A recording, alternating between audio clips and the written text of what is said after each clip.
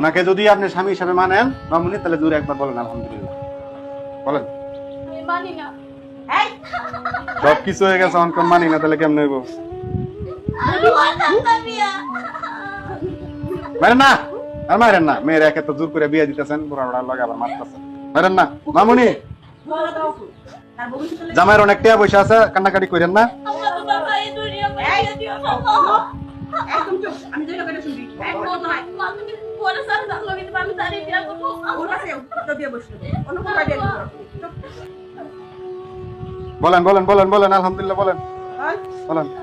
এমন করো না মা, তুমি আমার মা। আরে আপনারা একটু বুঝান না, দিকে তামসা দেখতেছেন, বুঝান একটু মেয়েটারে। তুমি এত আমার একটু বুঝা না।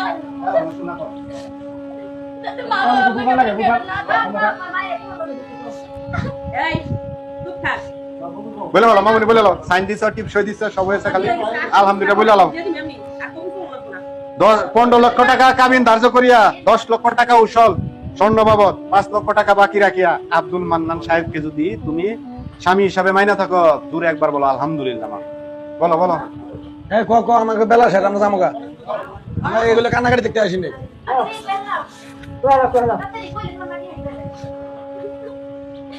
আর ফল কেউ কথা কইেন না, তুমি শেষ কইরা দিলা। আর ফল কেউ কথা কই না। দেখি মামুনি বলেন বলেন আলহামদুলিল্লাহ বলেন। কান্নাকাটি করে লাভ নাই। আমার কত এই আপনার মেয়েরা রাজি করেন, তাড়াতাড়ি রাজি করেন। বলেন বলেন মামুনি, কবুল বলেন। দেরি করেন না গো, নামাজের টাইম হয়েছে, যাইতে হবে আমার। এই যে তাড়াতাড়ি বল কাজী সব কতক্ষণ বসে থাকবো মা বিয়াটা বাদ দিও না মা। সব পড়ানি শেষ তোর কবুল করবো না আমি এমনি তোরে দিয়ে দিব উড়াইয়া কবুল আমার লাগবো না এমনি দিয়ে দিব লাগবো না আমার আরে কবুল শোনা লাগবে, একবার বলেন।